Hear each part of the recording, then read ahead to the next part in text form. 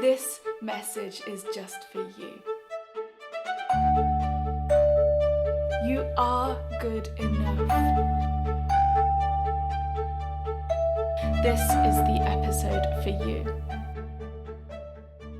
Today, if you're beating yourself up about where you're at in your language learning journey, or you're worried that you aren't doing enough, this message is just for you.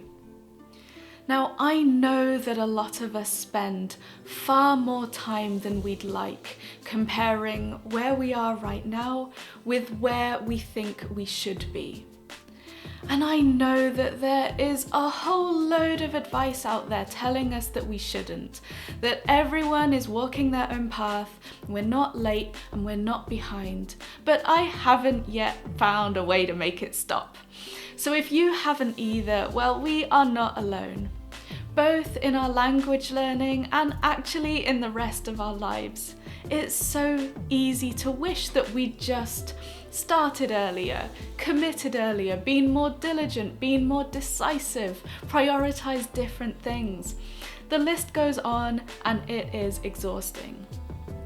And so then when we look back, either just at our day or our whole life with that mindset, all we can see is the wasted time, the wasted opportunities, and how it could have been so different.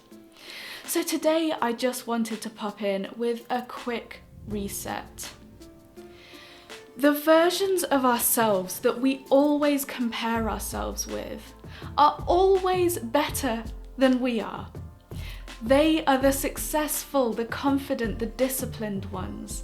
They said yes when we said no, and they spend way less time scrolling through TikTok and watching trash TV. But in a multiverse of infinite parallel universes, okay, some versions of you are doing better or are further ahead, but some of them never got started. Some of them made really bad choices, and many of them are telling themselves that, they might learn a new language one day. They're telling themselves they're gonna learn the one that you've been working on for a while already.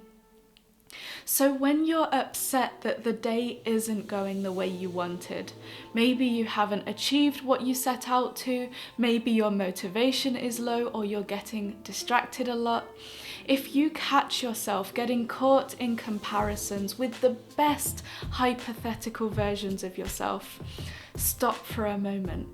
And remember that when you got out of bed this morning, an alternative you refused.